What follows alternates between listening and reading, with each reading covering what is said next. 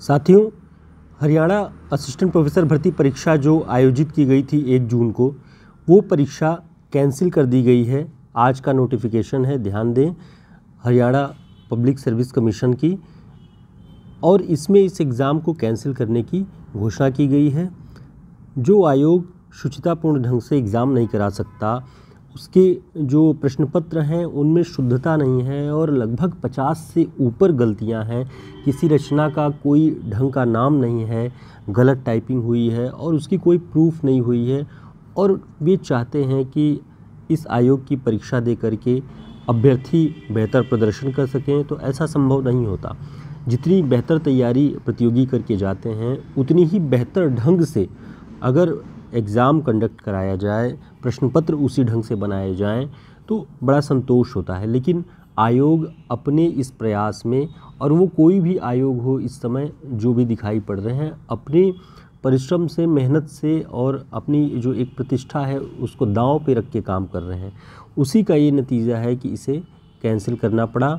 आप सभी के सभी लोगों के भारी विरोध प्रदर्शन को ध्यान में रखते हुए बहुत ही लज्जापूर्ण ढंग से इसे किया गया, पर किया गया ये तो मानना पड़ेगा। ठीक है, फिर से आप लोग अपनी तैयारियों में जुट जाइए।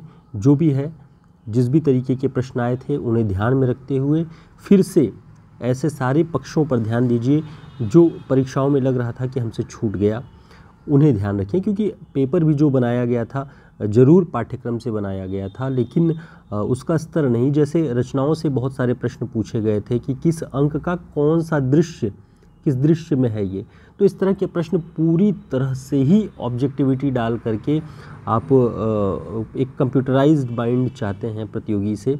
विषय से जो सब्जेक्टिव नॉलेज होने चाहिए उस तरह के नॉलेज ना हो कि किताब के स्ट्रक्चर पे पूरी तरह से फोकस करना।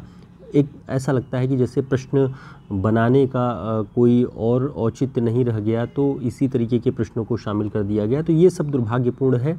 फिर भी ये परीक्षा कैंसिल कर दी गई है, तो आप सभी फिर से अपनी तैयारियों में जुट जाइए। जो भी शेष रह गए रचनाएं हैं, जो भी प्रश्न बन सकते हैं और संभावित, उन सभी पर फोकस कीजिए और तैयारी को बेहतर रखिए। ढेर सारी शुभकामनाएं आप सभी को। नमस्कार।